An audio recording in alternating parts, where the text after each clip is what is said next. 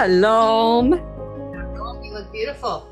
Well, thank you. And so do you. How are you? I'm doing really good. I'm actually excited. We're meeting today on Purim. That I was gonna say that. You beat me to it. Isn't that about right? I absolutely love that. I do too. I've got my is it okay with you if my sister Darla joins us? Yeah, absolutely. Because we do all of our teachings together in all of our schools and our conferences. And she poor thing, she's just learned to. This is Darla, this is Hello, Carrie. hello. So nice to meet you. It's And nice. sorry. Just to let you know, Ken is here too. You want to pop your head in there? Oh, hey Ken, how are you? I'm well. How are you? Good. Good to see you and meet you.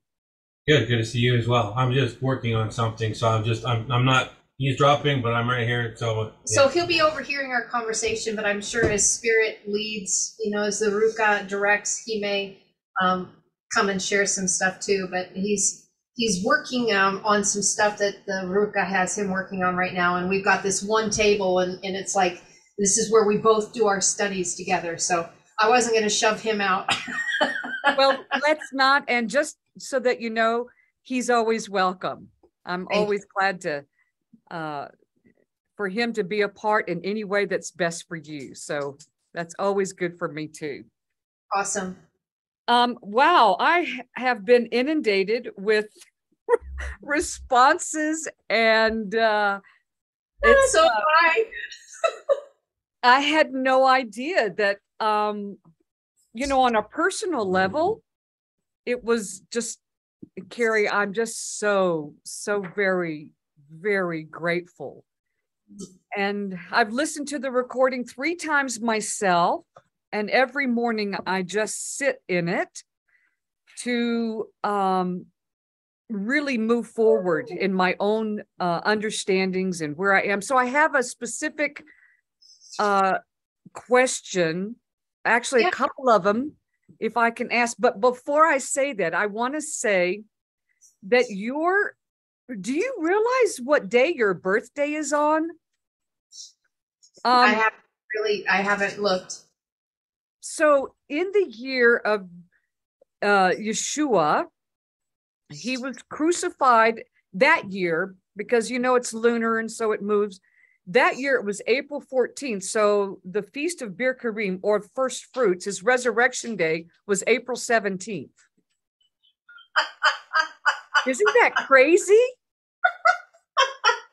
That is just the craziest thing. I saw that and I said, oh, I can't text. I have to say this in person.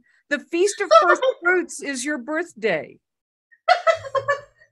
That's pretty cool, isn't it?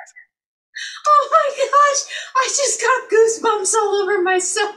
I'm having a champagne moment right here. It's what I call when I get that the joy bubbles going on inside of me, because it's like champagne is a perfect way of expressing that. It sounds like Do you know Nancy Cohen? I have not met Nancy. I don't know much about her, but I know that you guys are, do some stuff with her, and I've heard wonderful things about Nancy. I've just never met her. We adore her, and she calls it the bubble up. I like champagne a little better. I can more relate to that. Well, I'm glad that we all totally comprehend that phrase and what it feels like on the inside, because sometimes you just can't stop it. It's like, oh my gosh, this is so good. Well, it's such a prophetic message, isn't it? Yeah. Forerunner, first fruits, breaking open. Oh. The pathway to death was he broke that open so that those who were in a prison no longer remain in a prison, and brought them into the higher self, the higher waters. And as you so eloquently really shared with me last week, he stitched the two back together, lower waters and upper waters, and death and heaven, and earth and heaven and earth. And so you're right in the middle of that. And so it's, I love this scripture. It says, do not bear witness of yourself, because if you bear witness of yourself, your witness is not true. Let another bear witness of you. So I'm just doing that on your behalf. It's not that you don't know that. I'm just saying amen to that. It's obvious. It's true. You live it. You are it. And I'm very, very grateful to be able to talk with you. Together. It's like, oh my gosh, yeah, that was a beautiful little gift that you gave to me. So thank you, Darla. That's just amazing. Okay, so we're in Purim, and I intentionally didn't teach on Purim because all I know to teach on Purim is the narrative of what has been. So as I'm moving forward into the present and stitching back together history with the future, which is the present, we're coming up to Passover. Yeah. And we always have a big deal at Passover, of course. Darla and I, Darla really runs we've had a community here for, I don't know, almost 3 decades now. So wow. She runs the community. I founded it, and then because I travel so much, I turned it over to Darla. She runs it. But we have our community Passover, and then we have a conference Passover, and I want something fresh and new. I don't want the old narrative. And I've sat in this and looked at it. So do you have any thoughts about that you could help with?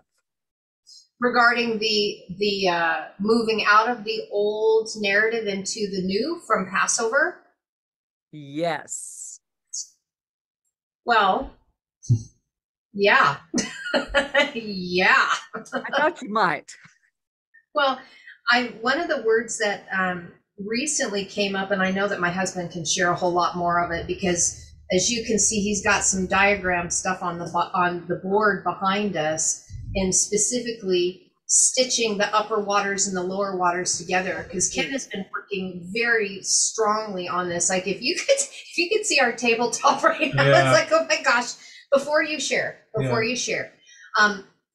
what has really been pressed within me, because I was thinking about that's where you were going with why you wanted to meet today. I've really been pressed upon myself the word Mitzrayim, Egypt, very strongly about Mitzrayim, and the reason why it's been so impressed upon me is because that the external narrative, the way I was taught, that we were to observe Pesach when I was in the Hebrew Roots movement, was that we were retelling the story of our release from Egypt, from Mitzrayim, and coming out, and then the call. So let's connect this to what we shared last time. When they went to the base of the mountain and they received this incredible prophetic calling, this nation that, I just got birthed. I just got goosebumps, and I just said I just got birthed. Oh my gosh, was that a Freudian slip or what? Oh my gosh, that's hilarious. Oh my gosh, that's hilarious. Okay, so here this nation of priests of all 12 tribes were to be coming forward and birthed into this incredible call that they had. But they had to come out of slavery, right? So if we're bringing this to our current narrative, and that the spirit Ruach has really been pressing upon me this word Mitzrayim, Zur being right in the middle. I'm one of those people that I absolutely love seeing how the words and the letters, the flanking of the letters, what's in the root of the word, because everything that is in the central of the word, we have seen it connected to the heart. The heart doesn't see narratives. The heart doesn't judge. The heart feels. The heart feels. Okay, the heart doesn't see it doesn't narratives. No, it does not. How can it? You burden it. Say that again, Ken? Well, Ken said we burden it. We burden the heart. Yeah, that's the job. That's the responsibility, is to take the burden away from the heart through realization of what she just said. That's the whole job description of salvation. Yeah. So we're unburdening the heart. So when I'm looking at the word Mitzrayim as the Hebrew word for Egypt, Zur is right in the middle. Yeah. And, right? No. So there's the cramping and the confining and the squeeze of the heart.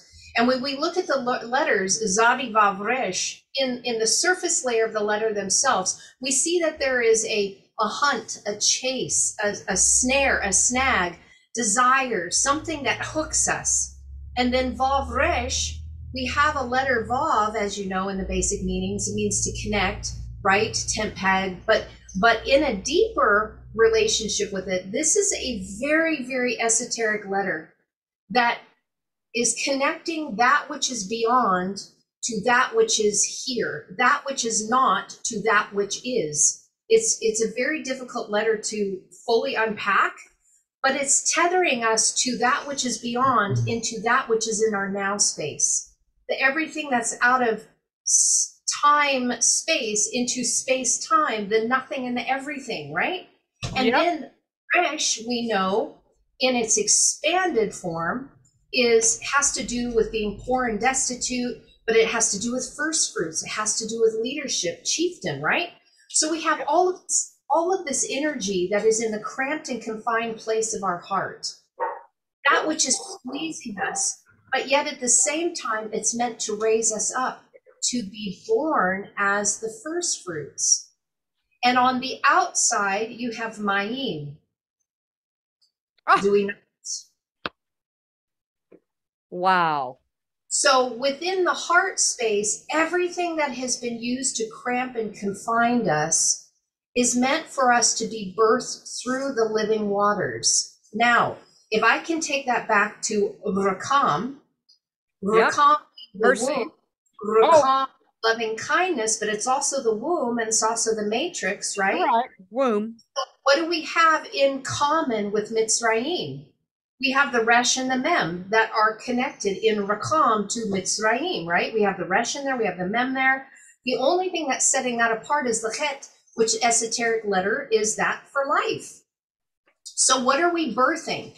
Mitzrayim is the squeezing of that which is causing the contractions for us to be birthed into something new, where we're taking the upper waters and the lower waters and we're being born again through both of those. That's why the Vav is there.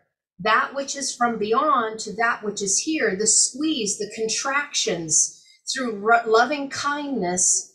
In other words, what I'm saying is that everything that is cramping and confining us in Egypt is meant for us to birth out of the chaotic waters into that which completes us in our water, so that our waters within this vessel are no longer held into that restricted sense, but to that which is expanded and beyond. If I could say this, becoming more white fire than the black fire, becoming more wave than particle. But we have to have that contraction through the birthing process to get us through the birthing canal, to get our head to be delivered, to rise up, so that we can take our inverted self to make it right side up, where then our head and our heart are coherent and are leading us. So we're out of the chaos and we're into our mighty stance. So that's what I see in our now space, because when I see what's going on out in the world, and we can connect this to even some of the English verses in the New Testament, the birth pains, right? The contractions have begun.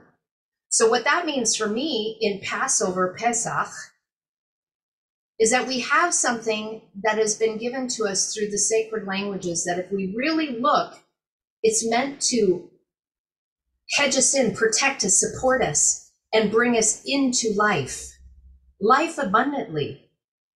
Not life in chaos, not life in restriction, but abundant life. Something that is giving us the power to birth something new. So if I can say this macro and micro, I always see Passover now as a place where all of that creative spring-like energy is bringing forth new life. And that's what we're embracing. So if we continue to look back at the narratives, and we're always talking about us coming, our ancestors coming out of Egypt, what does that have to do with us? What is the squeeze producing in us so that we're coming forth and birthing anew through living waters, through the contractions, the birthing contractions? We were in stillness in winter, where everything is like an analogy that spring has been hidden. It's like in a place of death, and we're busting forth in new life. So what is being resurrected? What is coming forth in new life that we went through those dark, cold winter months to bring forth new life?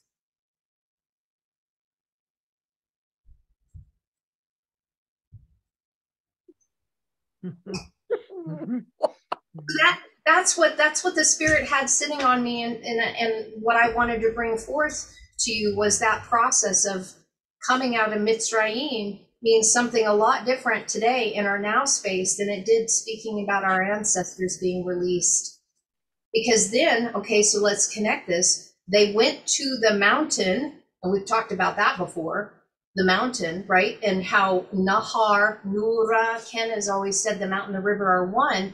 If the river and the mountain are one and we have living water coming out of us, we are to summit ourselves and climb that mountain and be the Moshe to draw ourselves out. So this is really kind of like our own immaculate conception. We are birthing that which we are drawing out of us because we are being illuminated so that out of our mouth flows living water. We are the mountain. We are the summit. We are Moshe. We drew ourselves out, and then we can reveal living water because our heart is speaking and not our mind and not our head and not that which we've been indoctrinated to believe. We allow Kaya, that living frequency, or that we talked about last time, about the presence of Yod He Vav He actually flowing through us. And that is what is speaking. Because we're not talking about the past. We're in this now moment as we've summited ourselves and been fully illuminated so that that which is coming forth is of new life, of creation in the moment. Because everything that's of the past, that is like old manna. That isn't fresh manna. That's stuff that we've been throwing around and talking about for century after century after century. Dead. Yes. So we're talking about fresh manna that is coming. So that's why setting down some of those narratives and looking and sitting in the moment and going, okay, all right, Ruka, what are you saying right now? What is being birthed in us right now as we come out of the desolation of winter to bring forth something that's going to produce heat? Because here's the other element. We talk about the body, whenever the temperature of the body increases. So we're ladies here. We generally know that our body temperature increases when we ovulate, right? So there is an egg that is, okay, connect this to the Seder. There is an egg that is waiting, that is fertile, that is waiting for the sperma, the noon, the seed, to penetrate it, to create new life, that spark, a new yod, that spark. Oh my gosh, it totally got goosebumps on that. That's right. It's right there. And I know Ken keeps pointing the board because Ken has been, what the Spirit has been bringing forth to him in the last several weeks is it's all about the noon right now. It's all about the seed. The Passover is everything. Yeah, so let's just add this. So Rakam, the reason why Spirit had me bring Rakam in is because there is a temperature that is being raised in all of us, in our womb, in our matrix, that is waiting for this seed to germinate something new, so something new can be birthed.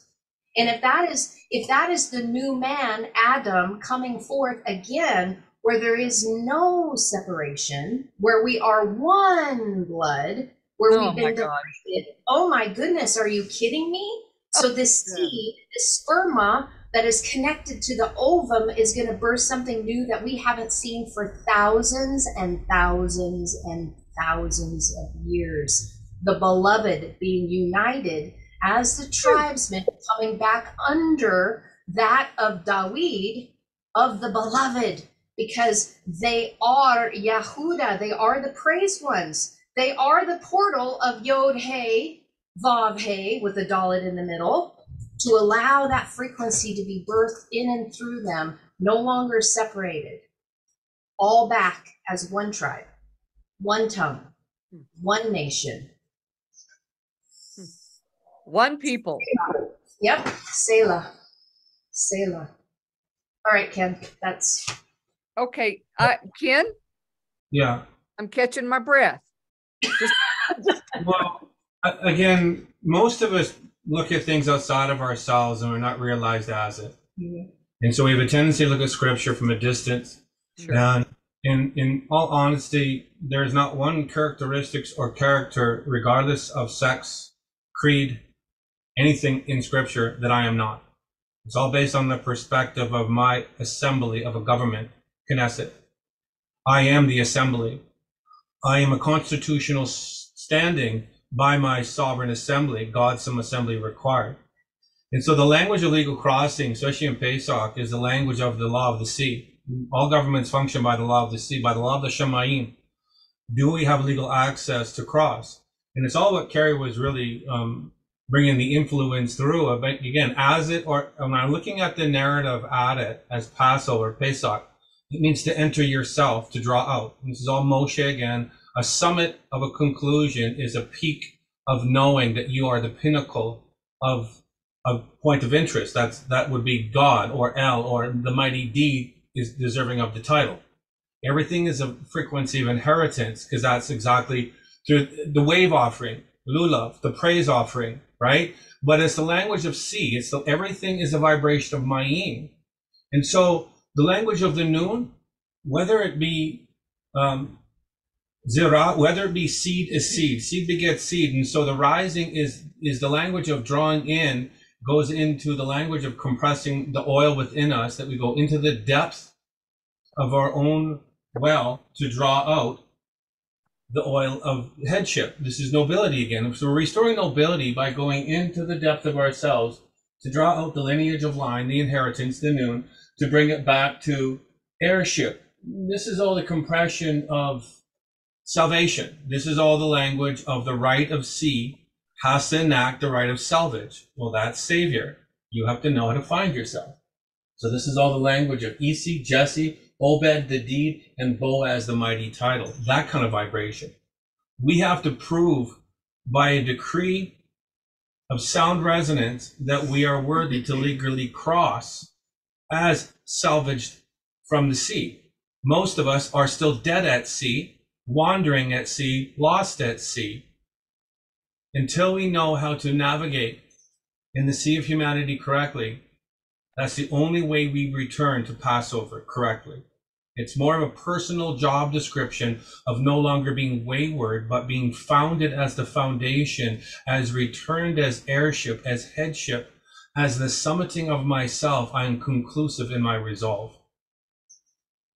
It's a language of law that begets the law. It mirrors itself. And when I fulfill my job description, I am Yahudim. I am the praise offering. I am the wave offering. I am lulav. I am the heart that's restored the head. I am no longer in deposition, because I am the position. I am the founder of the title. It's that kind of a language. That is true Pesach. It means you have legal crossing. You've gone from a witness and a testimony to legally have access to the inner sanctum of the courtroom, to rightfully come to the standing as a witness at the right hand to establish the left-hand seat of the judge magistrate's position. That is God backing the earth again. Wow. This is as it. When we see this correctly, we'll be realized that God is waiting for the establishment of assembly, the Knesset again, which means constitution, a legal standing that begets it by law.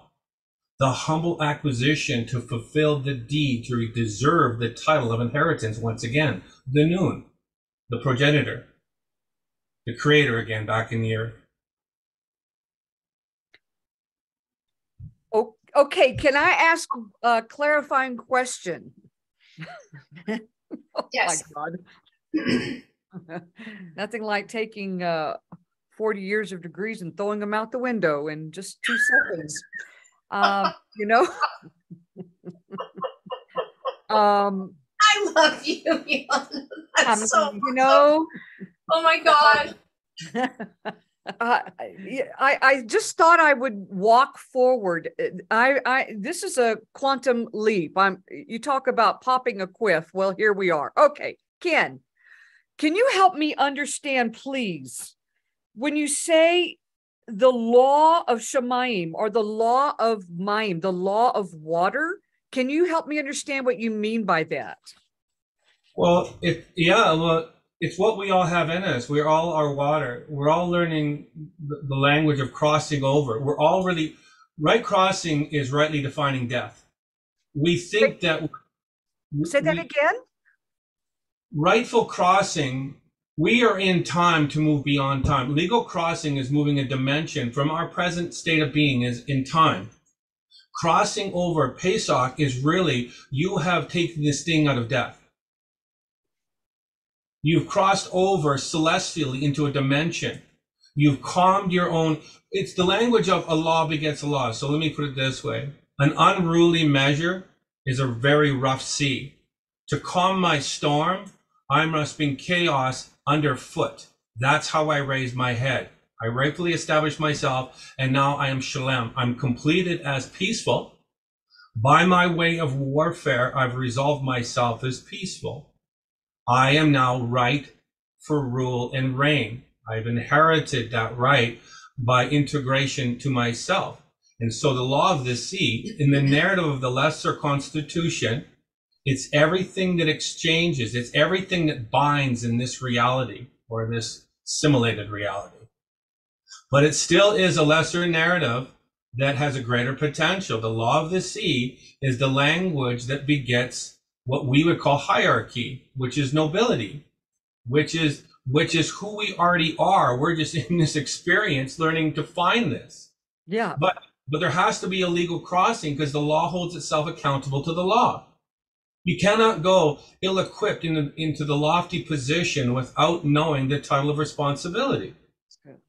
That's rightly defining accountability. A judge would know this. A magisterial position of eminence, a preeminence, of magistrate, as magi, as magic, as the order of there's many words in the Hebrew vibration that decree this. We have to give our self-resonance of decree, our manifesto, my conceiving. What am I holding? It's the song of Moshe. It's the song of deliverance because it's already written in my DNA. The only question is, did I trust myself to find it? Because this is the language of founder and foundation. Only a founder can cross over back as never left. Well, that's Kadmon language. Adam Kadmon. Okay. I navigated myself from the west to the south to the north, right? To the east to the north. All of that's vibration. Naked and blind I went into affirmation of self through Aman, through right standing. Well, that's constitution. Aman means I am now of right standing. I've raised myself as a sovereign mast. Chabal. I'm now in the place of the position of an oarsman, a steersman, a rudder, anything in the metaphor of upright and true, to move into the eastern quadrant, which is now the language of fully restored, as if I never even left. And now, that's full teshuvah. That's full teshuvah. So yeah. Now I've actually produced Yeshua. I actually built Yeshua, which means I was lost at sea. And as a founder, I have salvage rights to myself. A life begets a life. Mm-hmm. I am now Yeshua. Mm-hmm. And in that building of sovereign fire, in the influence of expansion, I am now begotten. I birthed myself through my conception. Mm-hmm. In that, I am now the north, as hidden no more. I am now cloaked in the black robe of judge magistrate by the way of the right garment, the white garment. I am now wrapped as magistrate. Everything in the world is a metaphor in a lesser narrative that's waiting for the magisterial role to be adorned in this title. But most of us are looking at it, and we've forsaken the job description of the deed, Obed, to step into that stuff of what is sustainable. We produce sustainability in the earth once again. The language produces sustainability. Just take the stump is no longer, it's not necessary now because someone has taken the stand. Someone is now Obed, the deed and title is fulfilled.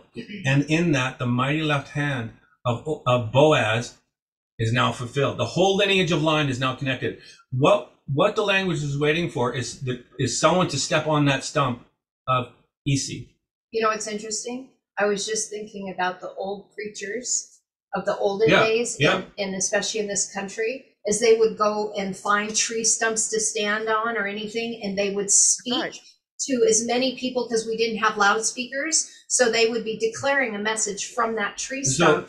I got goosebumps again. So that's the stand of Obed. Yes. What is Obed by definition? Yes. So fulfill the name as it. It means I am the deed. It means the deed and title, right? That which I did and I completed. So now I am the root. Through service. I am the trunk and I'm the foliage. I am Sephiroth. I am the completed book. I am the tree of origin back to restoration as what? As healed.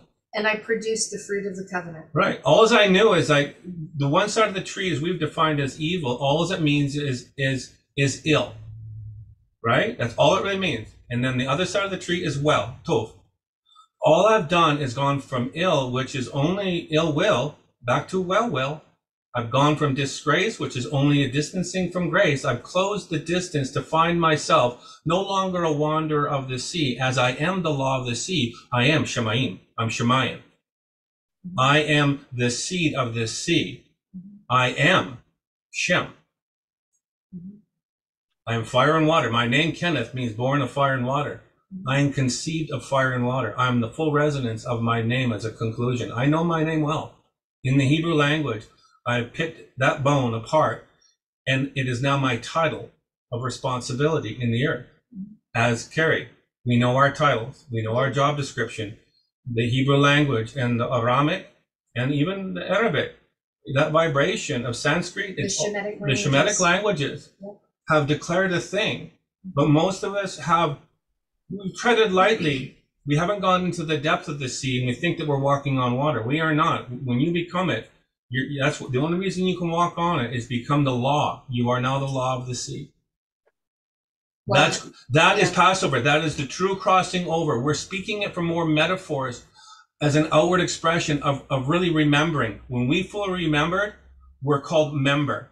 There's no longer a return. I call you member. That is the definition again of Knesset. You are now the full establishment in the vibration of Knesset. I am the constitutional throne. Kaf Nun, Kaf Samek, that's all throne language. That's all legal standing. So that whole vibration is not outside of myself. If I see it correctly, by right assembly, by right summit, I call all the constituents into my sovereign being. And in that vibration of knowing, I give my manifesto as a sound declaration of well and whole. And in that, I return wholly back to its rightful state of being, Chaya. As if the separation never occurred. I'm the eastern man, fully arise, and now I'm wrapped as north again. I am completely garmented in the northern garment. I am now cloaked. I am now the mystery solved. There's no longer a need for a case. There's no longer a need. I've solved my own court case. The great mystery is you have to enter your own courtroom within yourself. That's the deep. This is Tanin. This is the language of the great dragon. All it means is you're the gift of inheritance when you know the ancient order of Leviathan is simply to join yourself to yourself. And in that, you're called the great gift. Tav Nun, what does it mean? Nobility. Well done. Your deposition, which means surrendering nobility. You are no longer wayward. You found your way home. You are the great dragon, which all it means is you are the whale of the sea, which all it really means is I am the gift of the sea. Therefore, I am Shemayan. I have raised myself as Tav Nun, the covenant of nobility, or the covenant of progeny. I am a progenitor. I've returned to myself. That's the law of the sea. Okay. That's Passover. That's Passover. I passed over myself by legal crossing from a stand of in the language of navigation between testimonial witness and the law, that has then become the benchmark. So I'll leave it at that. So I'm sorry, I didn't mean to. Ken, thank you. No. Please, good. please don't say that. Yeah, so good. That was a life lesson in 10 minutes. And It will take a life to digest it. I hope not, but that was remarkable. And I Wow. very much appreciate you saying that. It just I know takes it was a my lot. breath.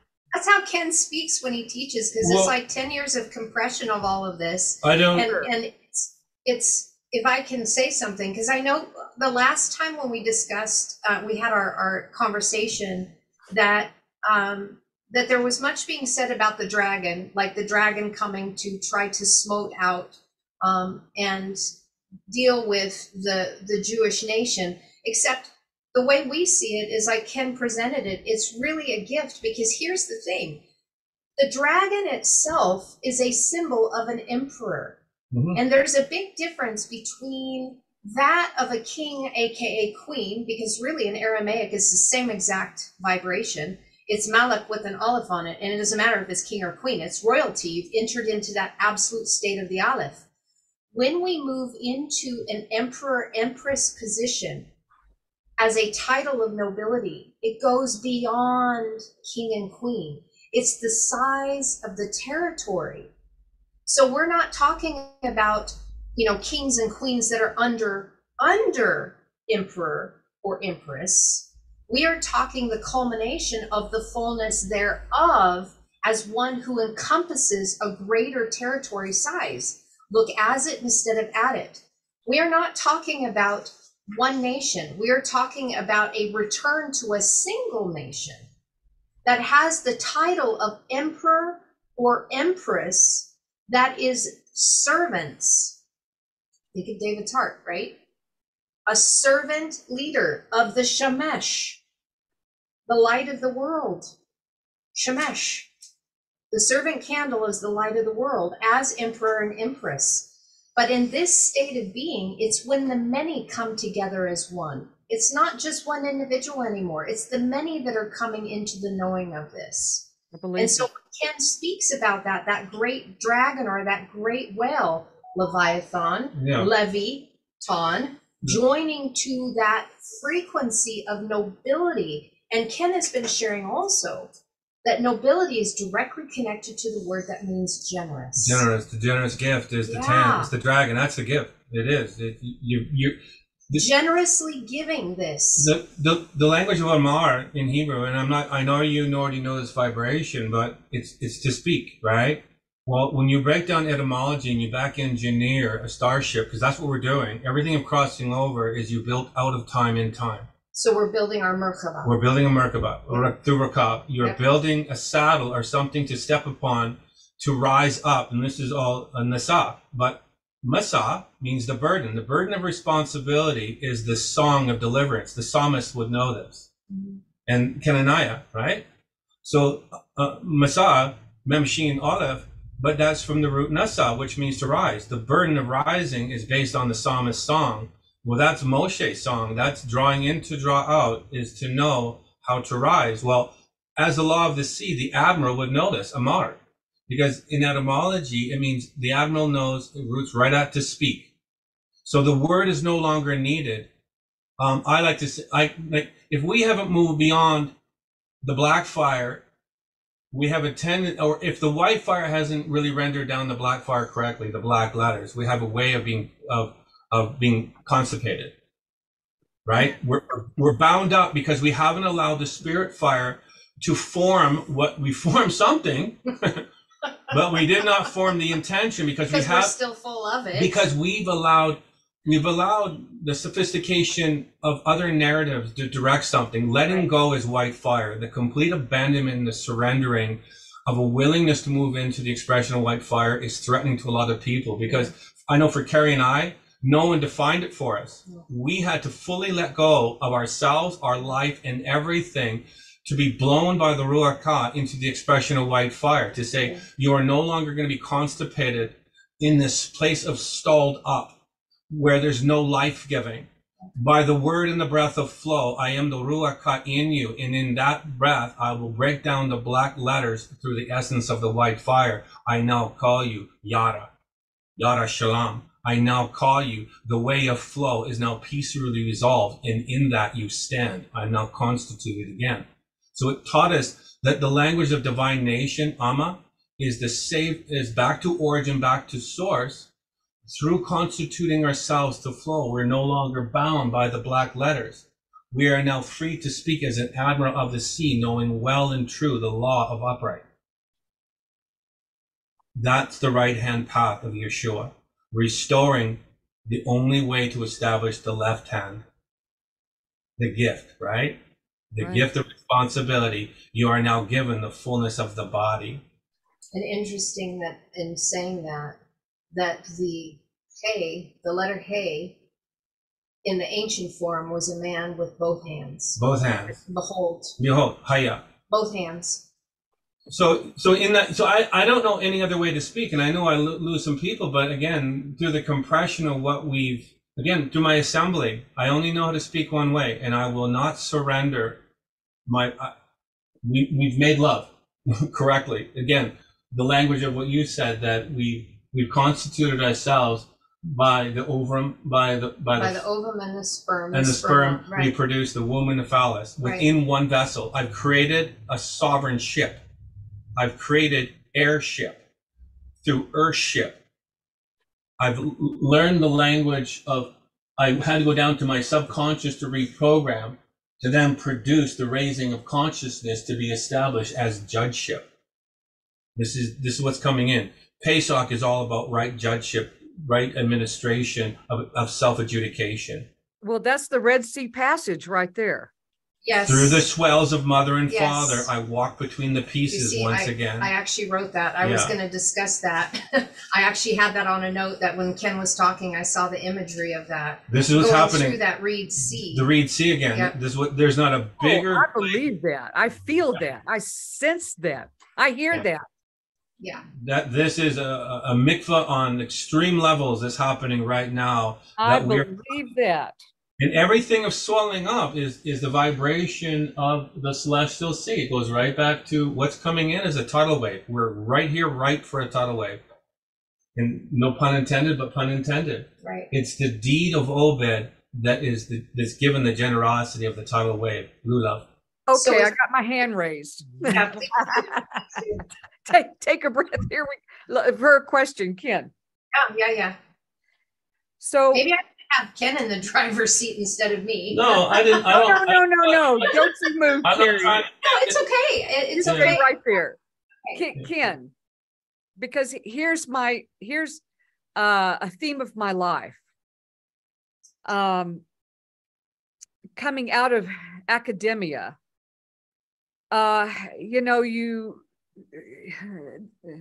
there's a lot to step out of. I just say that concisely.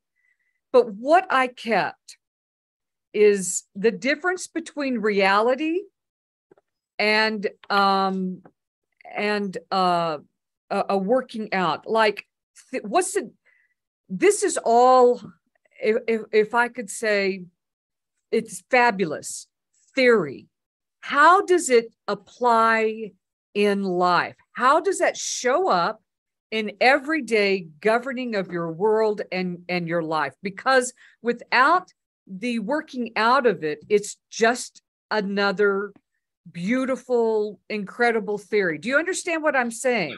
I absolutely do. So let me answer this. And so after you say that, I have something to say too. I wanted to, it's a loaded question, and again, it's based on the perspective of what you call reality. So what I'm seeing is my outer world reveals my inner world. Right. So, but again, that's relative to the individual, solely dependent on what you define as your inner world. What is it that you desire? Because we're creating desire.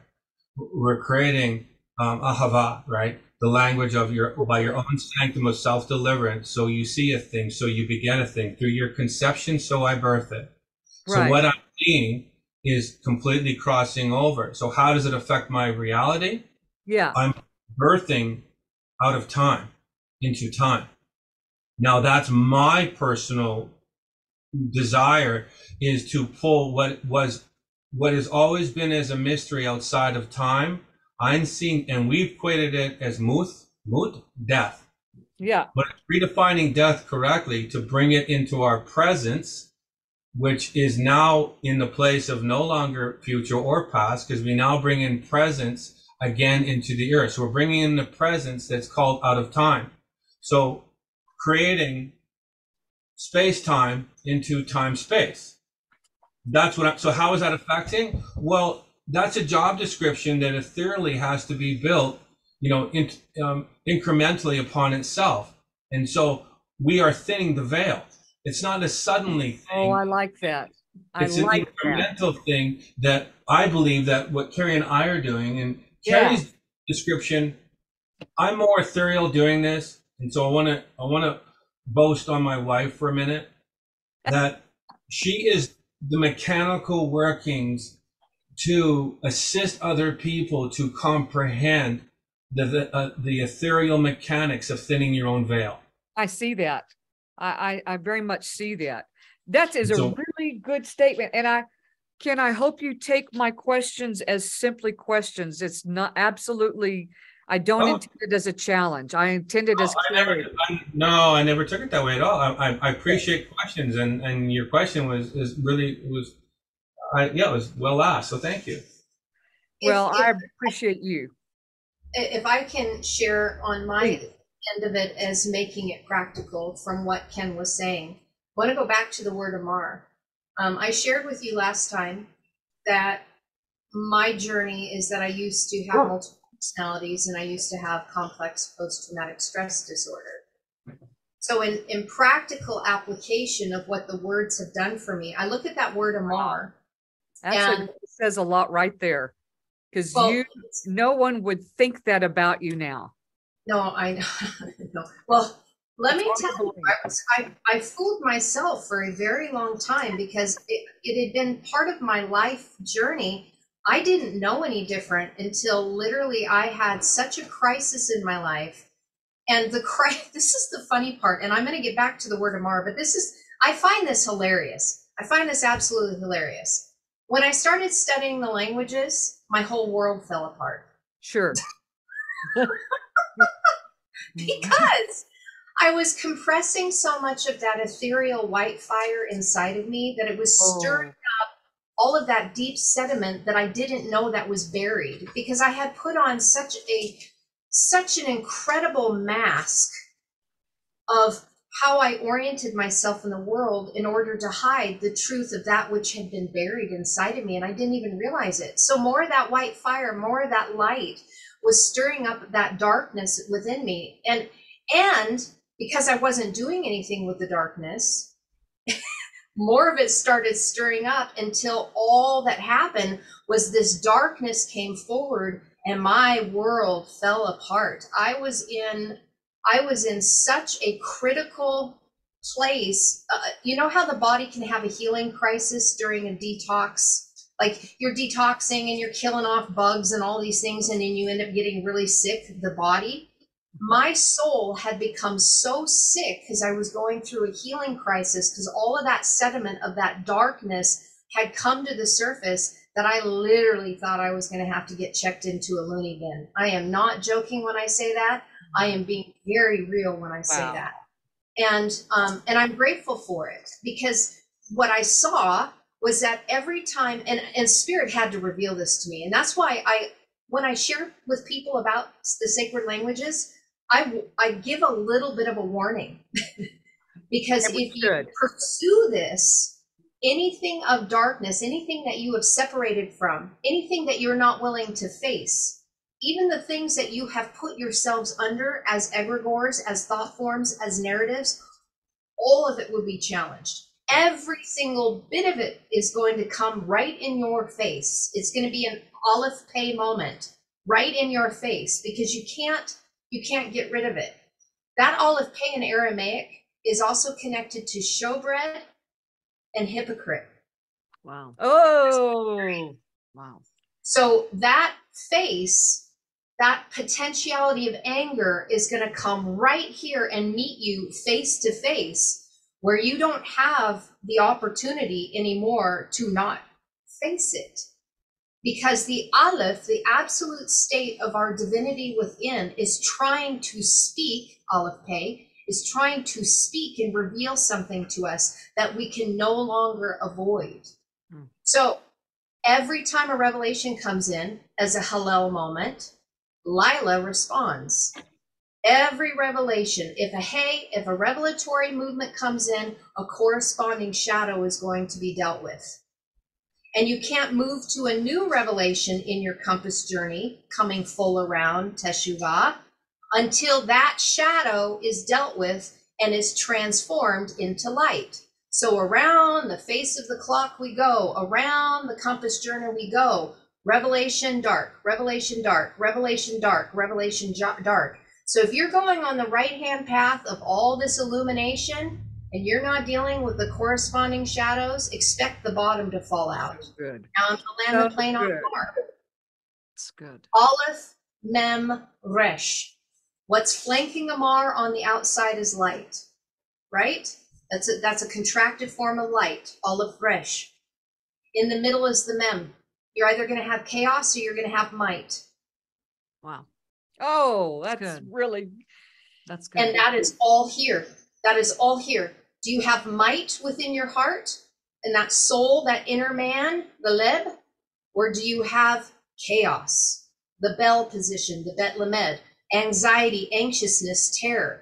Because that is what's going to be coming out of that speech. The Admiral of the Sea, connecting back to Ken, how much light is going to determine how much chaos or might you have within you. So if you are studying the light languages, the flame letters, in order to get Nura to become Menorah, to be the light of the world and be the Shemesh, that center priest, priestess candle, you are going to have to deal with all of the chaos inside of you. And that's when your waters become turbulent seas.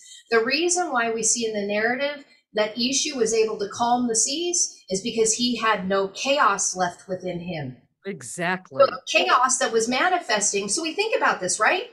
So why were they crossing? Why was there so much chaos out in the world?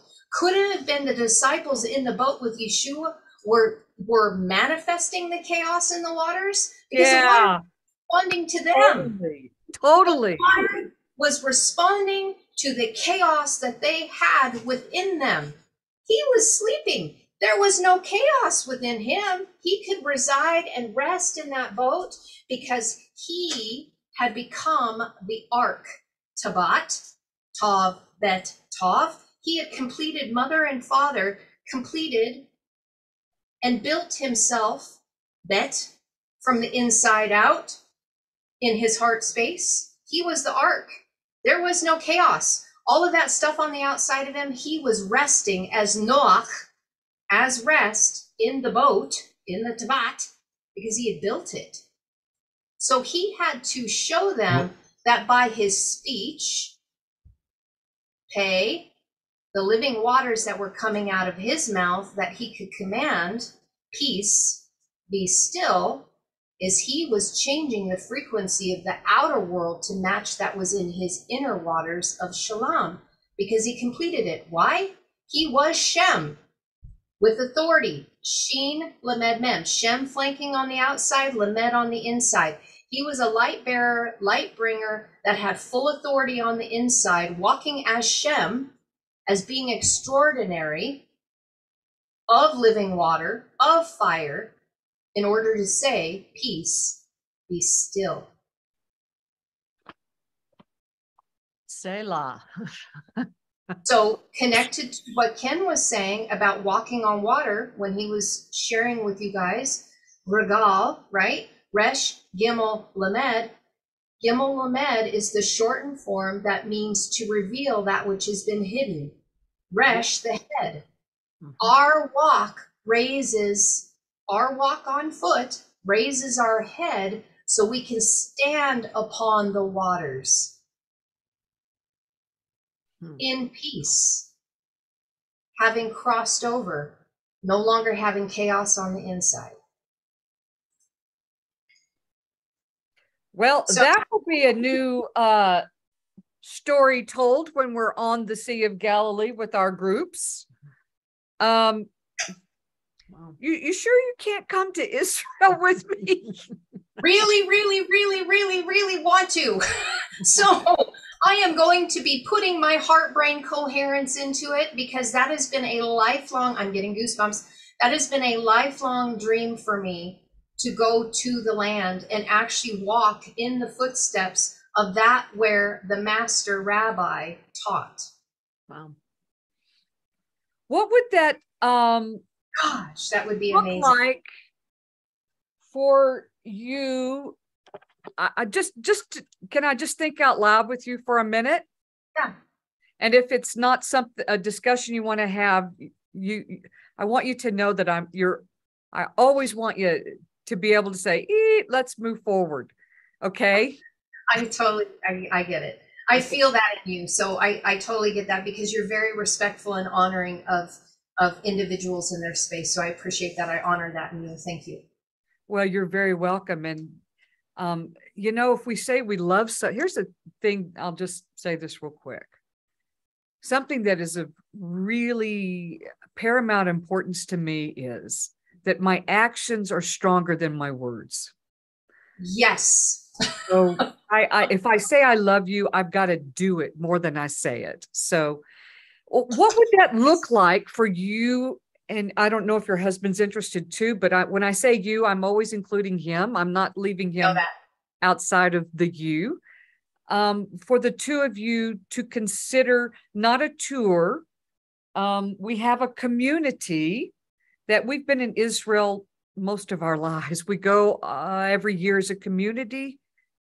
What would that look like for the two of you to consider coming with us? Well, honestly, I think the only thing that would be holding us back from that is finances. Because Okay. the heart's desire is already there. I mean, Ken and I have spoken about Israel before, but for us, it just seemed like it was so distant from us that it wasn't that the desire wasn't there. It was just like, well, the timing isn't quite right. Yeah. Because if the finances haven't shown up for it, then that means that it's not quite time. And Ken and I did feel that at some point we would be in the land. And oh man, I'm starting to feel that. Yeah. Because the vibration and frequency, tears, because the vibration and frequency of that which is going on right now with the four of us, it feels like that opening wedge. There's this wedge that is starting to bust things open that haven't been available before, because timing it wasn't there yet. Like the frequency on the outside wasn't quite on the inside, so it just wasn't time. And something Spirit Ruach had shared with me since last October. I had a really profound experience when we were in Crestone, and I'm landing the plane on this somewhere. I sometimes get a little wordy, but I am going to land the plane. I had a vision that was 20 years old that was very deeply, deeply profound. So profound that when it actually manifested in the most crazy way, it literally manifested when we were in Crestone, and it involved climbing a mountain. It involved a sacred wedding. I mean, it was the most amazing thing that I've experienced. A vision given to me 20 years ago that then was lived out in real time. And what Spirit said to me as I was conversing within, just show up and let it unfold through you. You don't have to make anything happen. Just show up as being open. Be Yahuda. Be Yod He Vav He Dalet. Allow that to flow through you, and just show up every day and let things just organically unfold. So I'm saying that because this was not something that Ken and I ever wanted to try to push open, because we know that eventually all of those things are organically unfolding in us anyway. We just need to show up and be in that space and allow it to happen. Don't make it happen, allow it to happen. It's a much different, it's a place of peace. We get that. We understand that. And I really honor that. And that is, that's what I call faith, living by faith. And, you know, few people I think I've met really understand that. And so I love hearing that. So let me just throw something out, and maybe the two of you talk. I don't want to make it sound like a once and this is it. And if you can't, then forget it. It's not like that. But we have, and it's not a tour, it's our community that we go to Israel together, and we stay half the time in Galilee, half the time in Jerusalem. And this year, for the first time, we're joining, this is crazy. Okay, I'm just going to use the terminology, although please understand I'm moving away from it. We're bringing non-Jews with our Jews because we had to convince our community that was a good thing. This is the first time. That's so amazing. It is the first time. Yeah, I'm not even offended by that at all. I totally get it. Okay. Because, you know, our concepts of the world have been different, but I'm now committed to where we are. And I also see a path to do this with ease. And that would be to invite the two of you to consider joining us. And we could move this thing forward, we could move the truth and the reality of now the law of the sea and the law of heaven with the sea, in the sea, because heaven is the Maim. And okay, good. I'm just, Yeah. We could do something a bit extraordinary here. Our whole walk has been purposed, isolated for now 12 to 13 years of isolation to translate. Again, the language of crossing is based on translation. We have to translate ourselves. No one else can do it for us. And so we will, like everything for us, everything is based on the orchestration of spirit. This is how we've, I greatly appreciate that. And if it was to happen,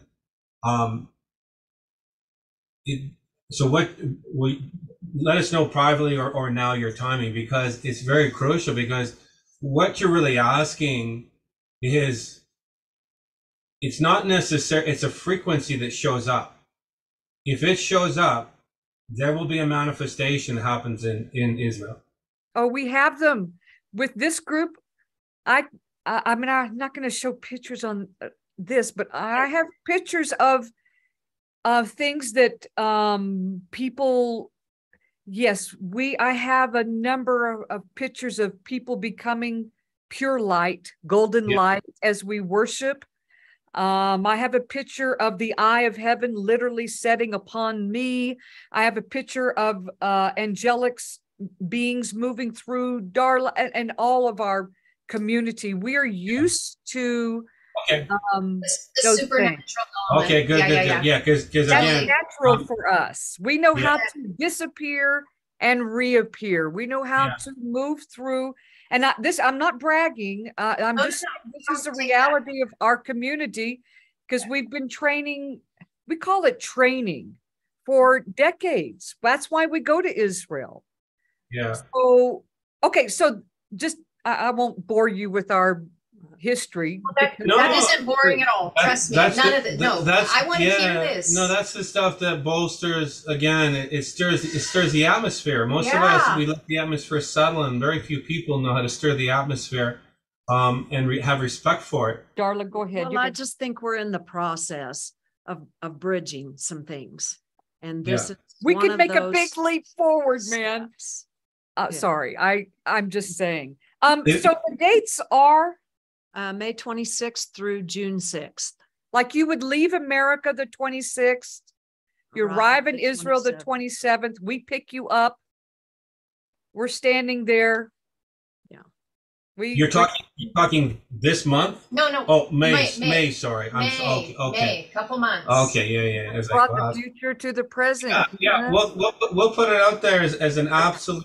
We'll put intention on it. Yes. And we thank you for your generous offer, and we would accept. We believe that we can create our own sphere, and we can create that around us. So absolutely, it'd be an honor to return, Aliyah, to fulfill why we left. And it would actually close as a clause. It would be like a manifesto returning as a declaration stating, I think so. we're no longer separated. Everything is now brought to a conclusion of resolve, the full restoration of all things. Wow, I just felt that. Jerusalem to the rest of the world. It's sort of like an inaugural moment, a commencement exercise, a graduate, I don't know, cheap language for something holy. But I feel it. Yeah. I feel it. Yeah, sacred to me is actually, it's the presence of, it's never about anything other than a state of being for me. So, you know, what's kind of amazing on this is that, you know, just to let you know, I just had a flash of stepping off the plane into the land and me just like collapsing on my face and just giving absolute thanks for the return. I just felt it so strongly. But Spirit reminded me that in Aramaic, the word for Jerusalem, and it's been written many times, actually the writer, whoever Paul was, there's a lot of dispute on that, but whoever wrote those beautiful books wrote the word Jerusalem as Le-Orshalem. Lamed, Aleph Vav Resh, the light of peace. Le-Orshalem. And so I see that as that, you know, there's a land called Jerusalem, but then there's a people called Jerusalem. Right. And as the Le-Orshalem returned to the land, they have been given the staff of authority as a shepherd. The completed ones. Walking in light, having completed their journey as Shem, having the authority within them that bring about peace. And I feel that that those who are of that vibration frequency, as we're coming together in this newness of the revelation, where we're shedding off the old, we're shedding off the narratives, and even some of those things that our ancestors were passing on to us, because as they were passing on, they weren't able to quite see where we see now. And it's okay, because back then they were to see exactly as they saw in the time they walked it out. But literally a baton or a shepherd's staff has been handed off from generation to generation to say, come up higher, come up higher, come up higher, come up higher. And it feels like we're in this birthing process of being able to take New Jerusalem coming down that would then touch their feet on the land and become the bride who's become the queen, who's become the empress, walking back in the land as the servants that are bringing the light and the illumination, so that the land and the people become one as Le-Orshalem, a beacon of hope and restoration, literally the restoration of all things, the Bakol, that which is within, now completed, as the torchbearers that are handing this off and saying, look at this restoration. Because the prayers that have been spoken by the Jewish people every day for the return of the family, every day, the faithful that have been praying this, and Aliyah has been made within the family, is reuniting on the inside first in order to return to the land as the brothers and the sisters embrace, no longer being separated because they are the land. Adam and Adamah are being reunited, and it matters not where we land our feet and what state we're in, what country you're in. It's a state of being, Hayah, that we are experiencing, that we are bringing back as Aliyah. So it's like, you know, you got Aliyah as the particle, Aliyah with the Aleph, right, is Aleph Lamed Yod Hey, God revealing the power of the work that has been done, the restoration of the Elohim as Allah. Oh, yeah. I'm all over that. Yeah.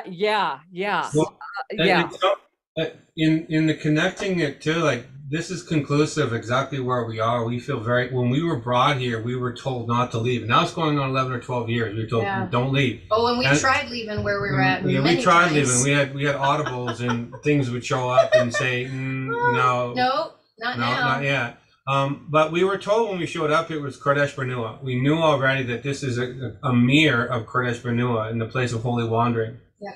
And which I find lovely because it's in the wilderness of Zin. And it kept on showing us like the Zin warriors are master gatekeepers. The Zin warriors, the Zadanun, is waiting for the Yod Vav to come into their hearts, the mother and the father, the sanctum of sacred again, to fulfill Zion.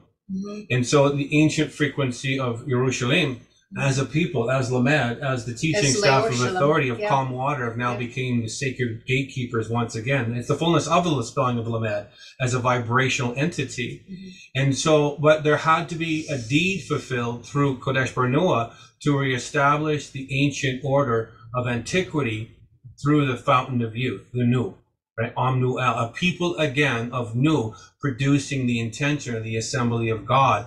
This is now Am Nuel, what we would call Emmanuel, but now God is now in the earth once again. In all the occurrences of Emmanuel, God is never united on the suffixual position of the word. It's a waiting place. It's only Omnu. Yep. A sovereign every people. time it's written that way. It's only a sovereign people that have gathered ourselves Omnu. To come into the position of the ancient scroll or the youth scroll or the fountain of youth scroll, but it's the ayin, the language. But in that place of knowing and seeing, we become the absolute of the Aleph, given the staff of authority, El. And so that's what we're seeing right now is the absolute wanderers of Kodesh Barnea returning to the promised land of Zin to restore Zion. And actually, very interesting. Spirit just wanted me to bring this in. There's that letter that is the Shin Gar Gadol. It's the 4-pronged Shin. It's Shin. It's not Gar Gadol. It's because that whoever circulated that paper wrote it wrong. It's Gadol. There's no R. Gadol, yeah, Gadol. Gadol, okay, yeah. So again, so what are we seeing on here with the four prongs? The Shin Gadol, right? Shin Gadol. 4 is the Dalet, right? It is. Okay, so when we look at the Dalet, in going in and taking a look at the etymology, how it was created, it's talking about something was separated, something was disconnected, and it's connected to like a door that opens and closes, a portal, right? Open and close, but it's also connected to Gad, is it not? Sure. Right? Gadol are those that carry that left hand staff of authority. That is the hidden staff of illumination of the right and the left hand. So when we have the great Shin, the 4 prongs, we have fire in all 4 chambers of our heart. Oh. We have become the Dalet. So even in the words of Ishu saying, I am the great shepherd, right? I am the door. What is he talking about? If the shepherd is the one that lays in front of the sheepfold to protect it from those predators on the outside, when those that come back to the land as lay Orshalom are the door, the gatekeepers that have the left-hand staff of authority, they are the ones that are help bringing that 4-pronged flame, not just 3, not just a trident, the complete quadration of an illuminated heart connected to the 144,000. Well, there you go. That is those that return to help the sheepfold protect them while they are in the sheep pen, birthing as shepherds themselves to help bring peace. They are the embodiment of Yod, He, Shin, Vav, He. Yod, He, Vav, He with the Shin, the fiery illuminated heart from the inside out as the sacred flame keepers that have now become the seraphic messengers that are bringing the illuminated heart and mind back to the land of the source of origin that it was supposed to be birthed in and through and from.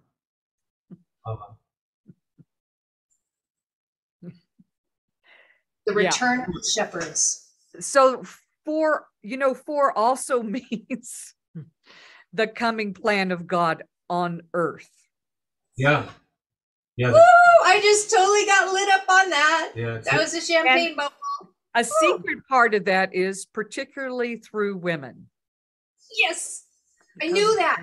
Yeah. Because of the birthing. Yeah. So Ken and I, years ago, when we first started studying this language, Ken and I actually were talking about this, and we both felt very strongly that the new movement that was coming forward was going to be through women. Yeah. Not saying that the men don't have a part of it, because my husband has a very strong, divine, feminine presence in him. Otherwise, he couldn't be sharing the way he shares. But because of the way things got inverted with a very heavy patriarchy, it would take a matriarchal movement to help bring union so that there would not be the separation between the masculine and the feminine, because what would it do? Yes. The feminine vessel is anointed to bring forth the message.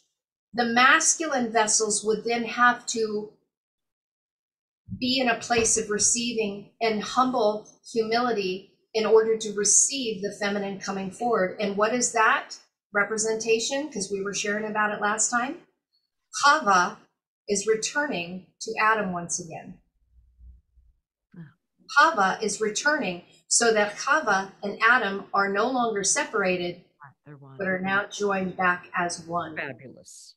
So good. I believe there's so beautiful. I believe there's I believe that, I try not to separate. I try not to live in duality. I do my best to separate.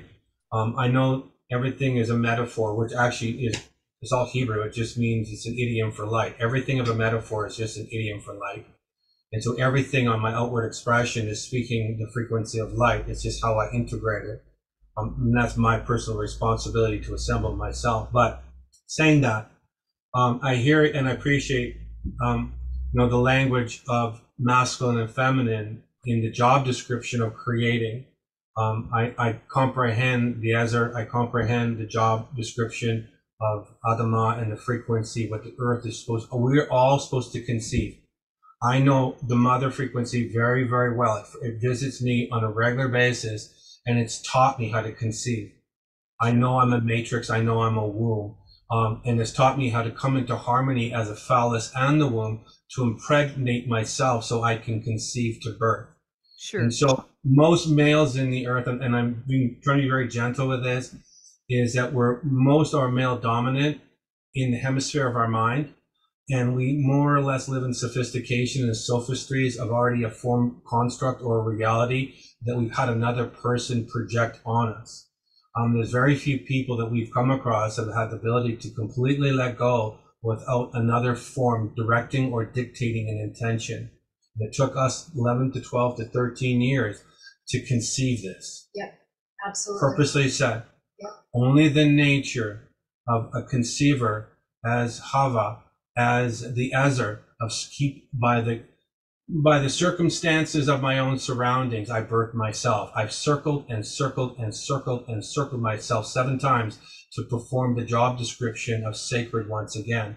And in that, I pierced myself through my own impregnation to birth this new reality. So I connect with women very well. So in other words, encircling yourself, the walls of separation of Jericho have come down so that you could not have the lesser light of the moon, but literally have the fullness of the light of the Shemesh, the sun. The generosity of the Yod gave way to the impregnation of the Vav. And in that, I am moon, I am sun. I am Eel. It's all, again, and I mean, no disrespect. I'm just like, I want to make sure that we realize that we'll never get anywhere still in dualistic mindset of separating us and them, masculine and feminine, male and female. This is all conclusive. Everyone comes that has the ability to restore themselves in that level of ayin, of knowing. Hence why Chava and Adam being reunited in one is micro. Micro, macro. Well as macro. Yeah, it shares, everything shares the exact same space, and that is 0 point. When we know to 0 point ourselves out, we are now conclusive. We are now just collapsed the celestial sea upon itself. Mm-hmm. We are now. I completely agree. I'm not stuck in the body parts of definition, you know. Well, I'm not necessarily. I'm not. I know. I feel your vibration, and both of you, I can feel it, and it seems like you are well knowing in what you do. I was more or less just broadening this in case this does get shared. I never want to, if there's an opportunity, I want to bring clarity for the purpose of resolve so another may be drawn in. I never want to bring separation or derision. Right division is multiplication by nature as is embryonic, and that's right impregnation. Right. We're in the time of, we're about to see crystalline take form in the earth. You know, the salt offering of, you know, well, it's even in the vibration of the Melchizedek, but again, that's just the order of the kings that return and queens that return back to nobility correctly. And this is what's coming in as a vibration. But this whole language of celestial sea crossing is the vibration of the salt pillar. Again, the narrative of even Lot's wife is like, is that really what it says?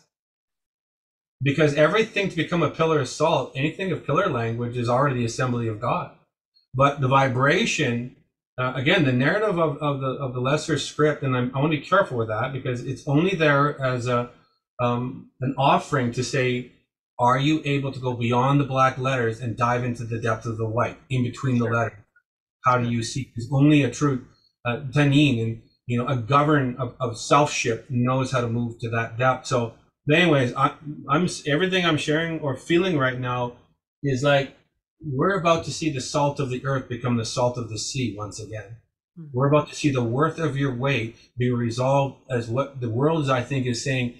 The great currency, the great exchange is about to happen. Well, it's not about the ingathering of wealth unless it's kavod, because that's what I'm seeing. It's like out of time gravity is really celestial kavod.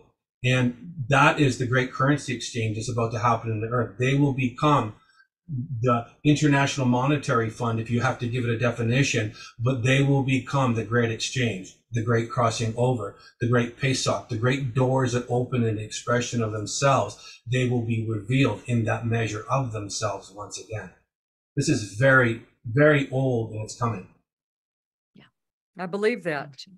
I believe it's something I wanted to add this because right before our meeting started, because I can see we're already coming to about an hour and a half. I don't even know. And I want to make sure if there's more questions, if you wanted to answer, because we don't have a time limit on this today, but I wanted to share this with you. I know this is a phrase that it's not quite the time for this phrase to come forward, yet it's interesting because I can kind of see how things got a little bit backwards in the presentation of maybe where they should have been. But I heard the phrase Shemini Etzoretz. Shemini Etzoretz. And I saw that because I was like, how interesting. Shemini Etzoretz being after the 8th day, after the Feast of Tabernacles, right? That's the 8th day, the celebration of, it's a big deal. Mm-hmm. Yes. Well, I actually felt that Spirit wanted me to say that for that which we are birthing right here. Oh. That we are entering into the 8th day, that it's not just. What he said on that day, right? You know what Yeshua said on that day? Do you know what Yeshua said on that day? Woo. Refresh. Yeah, they were at the called the temple. Mm-hmm. They were doing the water libation ceremony. You know, they would parade around, and out of your belly shall, that Joel chapter 2, they were reciting as they were pouring out water and dancing around it, as they did every year. From the pool of Siloah, they would go down and get the water and then pour it out. Yeshua stands up on that day, and it says on that day, Shemit said it, and says, out of you shall flow rivers of living water. That's when he proclaimed it was on that day. Well, I didn't realize that it was on that day that he proclaimed it, but I felt that the Ruach said, proclaim that to our meeting right here, that this is the birthing of Shemini Etzeret. Wow. And how interesting that Shaman is Sheen. I wrote it down. Sheen Mem Yod Nun Yod, right? Shemini. Yeah, said it. Yeah. Let Shem right there. We literally have the word Shem, the first 2 letters, right? Yep. So Shemini, and if this is having to do with living water, Shamayim, what are we talking about? That prodigy seed again, and we see the 2 yods. So I always see that the yods and the hey and the vav are all connected. They're all different expressions. So we have the vav where we connect We have the yod, the work that is doing, the hands that are doing the work, and then we have the hey that is like, behold, Here the it work is. of the left hand, right? So here we have Shemini to do it again, to come back around, that this is the fullness of the Etzeret, or it's, how interesting. I said it. Etzer, the Ezer. Well, I love it that It's the Ezer, Yeah. right? Isn't Ezer spelled, Yeah. isn't the helpmate spelled Ayin It's the same Zadi Resh? yeah, Isn't it the yeah. same word? Okay. it's the same. Yeah, So, Ezra. Shemini Etzeretz, the 8th day, the helpmate. helpmate, has come and has revealed itself in completing my its God. journey. It's a tav, not a hey. So we are the declaration of the Shemini Etzeret that this is happening. The 8th day has now just busted open and the living waters are coming out. So this, oh my gosh, this feast cycle that we've just entered in, and today being Purim, the beginning of leading up to Pesach, I felt the Spirit was saying we have just entered into the 8th day. Oh my gosh, I'm feeling this. Ooh.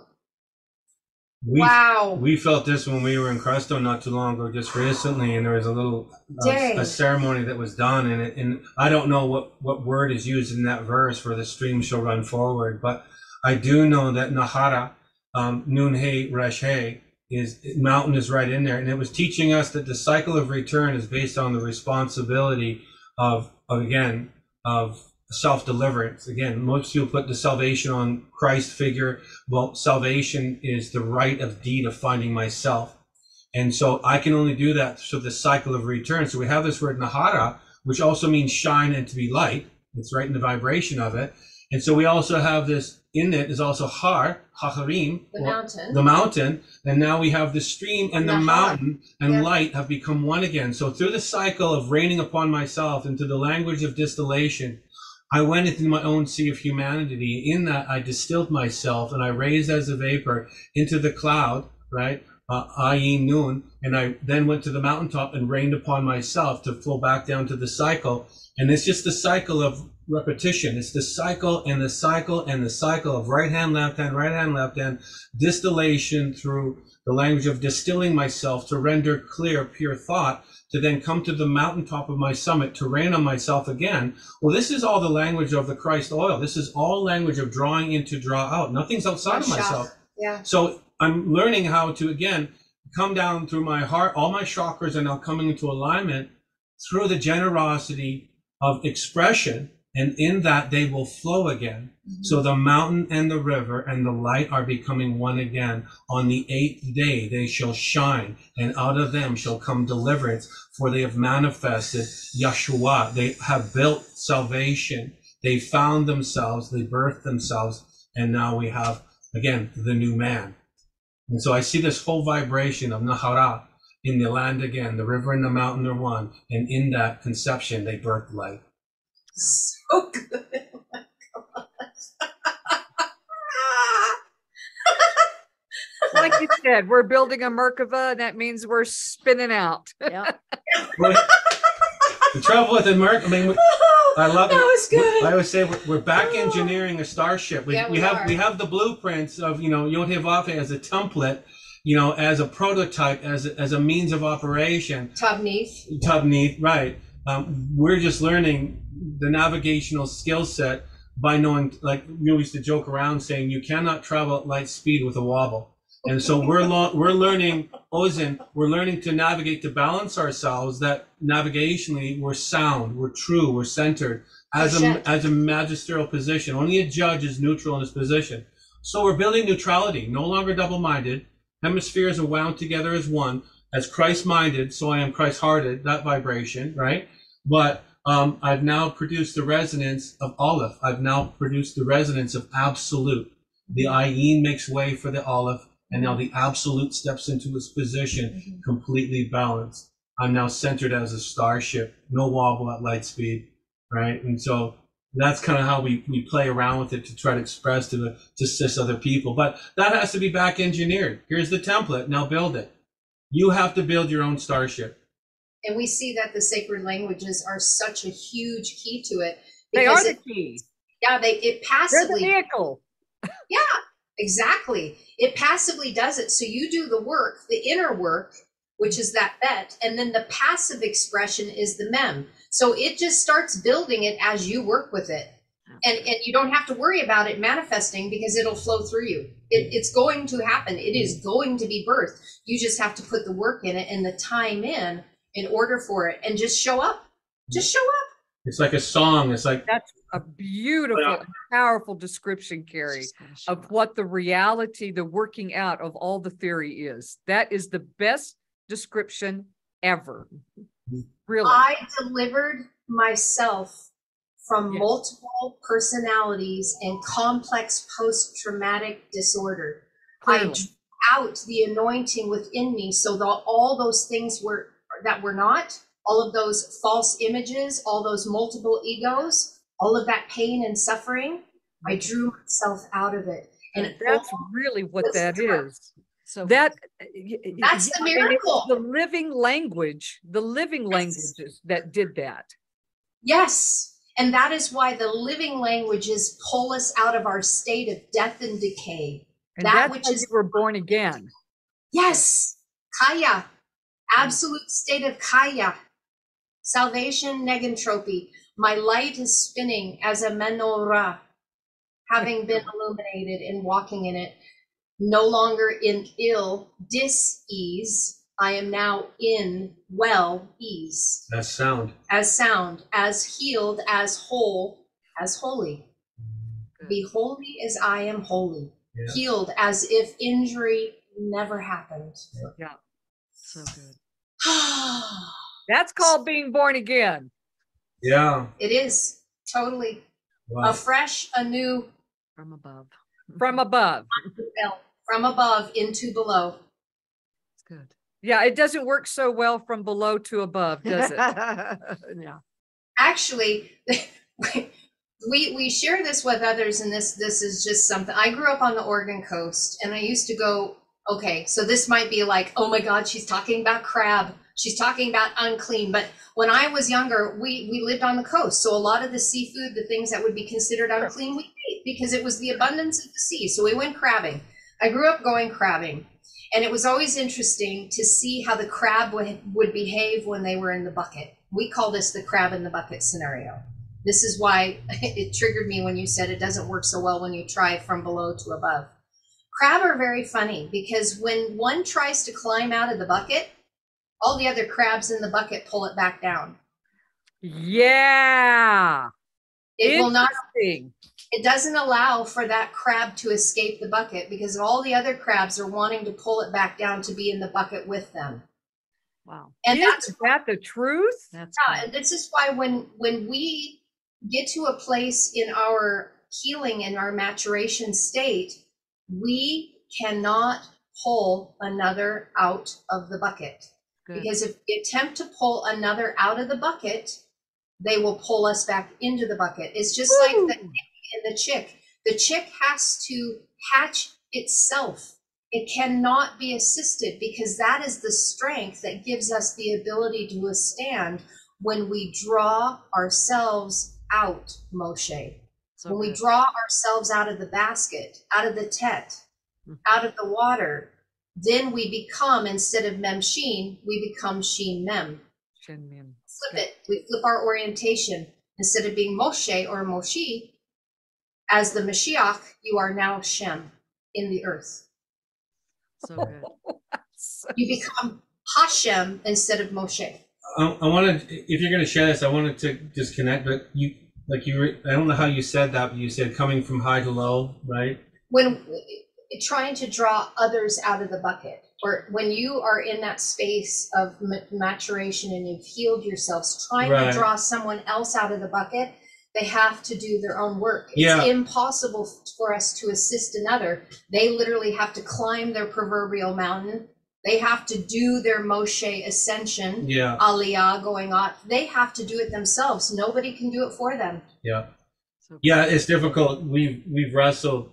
Hence, they have to cross over and cross through their proverbial Red Sea by themselves as well. Yeah. Yeah. So it's such a single solitary job description to produce consciousness from subconscious, right? Oh gosh, so we yes. have to go down to the sub, which is the submariner, to pull out the deep. But most people, they get intimidated because they don't know how to articulate or to, form a I'll be thought right back. other than something projected on. This is the job description again of salvation or self-deliverance, that you have to go into that subconscious to reprogram, to pull out consciousness. That's a mariner, submariner, or submarine, or under. The under vibrational earth is purpose for consciousness to rise.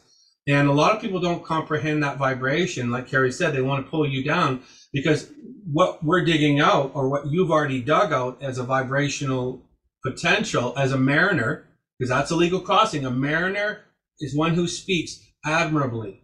It's nobility and excellence and outstanding. Well, only outstanding is now Shemot, Exodus. And so, but a lot of people don't comprehend that because they're so in the subconscious programming of a lesser narrative, and they're threatened by anything other of a higher vibration. And that's really disheartening. I find that very disheartening that they can't just let go. Most people, to embrace you on your exploration of victory into a greater expression. Yeah. So I think anyone who's in the quest to become the truth of who we're created to be has experienced that. Yeah. And yeah, well said. And I think another thing that I see too, language is a barrier. If people don't understand consciousness and energy language, if I'm just using that as a term for all this language, that is a real thing too. So there's a learning of a new language, which you have to have a new language to understand these concepts, because the language that we've carried through religious thought doesn't contain these concepts, these truths. It just doesn't contain it. It's not there.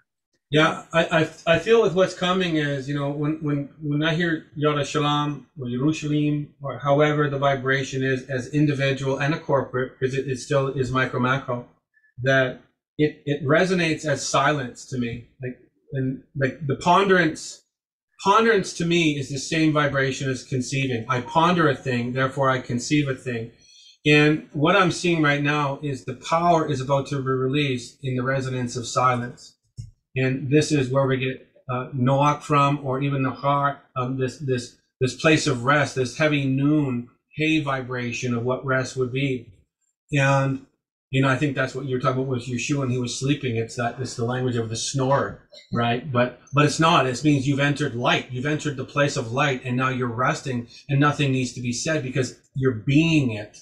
And that's what I'm looking for in what I'm seeing right now, is the potential. I don't think we fully equated the revelation of being. We can see the word Hayah as a state of being, but I think the great gift, I don't think, I'm being generous in that expression without saying I know a thing, but what I'm feeling very strongly is we're about to be gifted an amazing reward of nobility again. And it will be what the world would call silence, but is simply going back to thought. Thought doesn't need to say anything because it's a lesser vibration. Speaking, when we articulate, we go into a lesser vibration. So thought will be in that elevated place, and we'll be able to correctly bring thought into a resonance that people will be able to experience. And that's what I'm feeling right now. Can't really connect with that to grasp that because that's so ethereal that how do we say that correctly? Telekinesis kind of a thing, Or but telepathy. Right, but it's beyond that. We'll be teaching people how to move ethereal without this lesser construct of articulation that grounds. We will be beyond that, and we'll be able to teach people this language. Because it will be easier. Yeah. My gosh. Yeah. Yes. If being able to communicate just in thought, we are actually able to communicate at light speed then. Yeah. Because this articulation slows everything down, and brings it into such a dense form. It just Particle. takes. Yes, exactly. We're only processing particles, and that's the quantum energy that has always been there. It just is. Right. Yeah. Exactly. Yeah. This is. It- But it is- consciousness has to be spoken for it's kind of like your birth date. It has to be that seal has to be broken. That barrier has to be broken. And so you guys have done a remarkable, historical, unprecedented job of doing that. I mean, heaven must be, I know it's within, so I'm just I hear what you're saying. simple language here. So cheering for with you, not for you, but with you in this. Absolutely remarkable. So Thank you. Well, I think it's yeah. all of this. Like what is happening right now is a reverberation that is going out, that is being felt. And if it isn't being felt right now in this moment, I believe that ripple happened in our first conversation, Yana, obviously, because we were a lot of feedback. But with this second conversation, it's just another bloop, something that's on the radar to go, the birthing has begun. So as we started this conversation with the contractions, the birthing is already happening. And these constrictions or these waves of the contractions are now coming closer and closer and closer together in timing because of what is happening. You're so right. Yeah. So exciting. Yeah. So if it is right for you to, and please again, our offer is not a one-time offer because it needs to be as right for you as it would be for us. So when that happens, the baby's gonna be born. Let's just say that. And so timing is everything. Yeah, amen. Obviously, we will let you know. We will absolutely let you know as sooner than later. Yeah, absolutely. Yeah, whatever I mean, is best for you guys. Yeah, I'm not concerned with the details on our end with limitation that No. if time is time and we have built out of time, then we don't need to be concerned. Yeah. And so, because that's exactly what this is. If it's a meeting place, then someone or a group of people have created out of time, and that will be married and connected in time, and that is in no need of concern or worry or deliberation. It simply is. And maybe in your community, your online community, somebody would gift you the tickets. And I'm gonna just put that into my consciousness and awareness, so that it's a done deal, and then even spending money so that you could, not have any of those concerns as well. And thank you. I'm very grateful. I'm very grateful for the two of you. I've spent my life in Hebrew, and although your concepts are just spectacular, they're just filled with honesty and truth and excellence. Mhm. You're such a woman of excellence. It just is it's a huge deal. You won't find me saying words like that. I mean, Sure. my sister here can say I'm a pretty tough one when it comes to Hebrew. And we'll help you every now and then with the enunciation. But Thank you. never mind that. Yeah, we have no idea. Never mind that. Yeah. You've helped me personally, and I'm going to listen to this and have a whole more honest construct of Purim, Passover, Shmini Atzeret, the whole bit, for me to move forward as well. Awesome. Well, thank you both. I mean, really, from the bottom of my heart, like I shared with you the last time we spoke, if the Jewish people hadn't brought forth this language again, because it was a dead language, if it hadn't been birthed again, we wouldn't be having this conversation. Yeah. So We think that is a big deal to us. Yeah, we just simply fit in where we fit in. And it was an honor and a privilege, and we thank you for stewarding and for being generous in your expression of Absolutely. accepting us, from an outside perspective, very gracious in seeing, the language being stewarded from another perspective, and yet you're so able to engraft that, to connect with that. That's huge. That is so family to us. That is so generous and kind that we can embrace that because you can embrace that, and this is how we form a bond. This is truly lovely in your willingness to accept, to see, to say, to share. So from us to you, Toda Rabba. Well, thank you, Ken. And I'm going to be your new student, Ken. I'm going to learn all kinds of things about the law that I thought I knew. And I'm glad that the trading floor of heaven is always open, because I can trade what I was for who I am. Yes. And so good. Yay. I've opened that up in a whole new, generous way yourself. So thank you. And I'm sorry about I'm in Albuquerque today, where my sister lives. So we've got dogs and doorbells and everything going on, and we have it too. We do too. So we ours would has been love to quiet meet. today. I would love to meet again when that works out. No pressure, and I'll always. Anytime. Thank you. Anytime, seriously, we'll make this happen again. I'm so honored. I'm so honored. Us too, and I think, Carrie. Yeah. The truth is that we've missed you. So thank you. I felt that. I love you both. Thank you. And we love you. Yeah. Thank you for this today. Thanks, Ken. Yeah. Shalom, shalom. Shalom, shalom. It's a true Purim, that's for sure. Oh, and a big worm moon tonight. Did you know? I know. Yeah. So it is. And so it shall be. Bravo. Yeah. Thank you. Bye-bye. Thank you.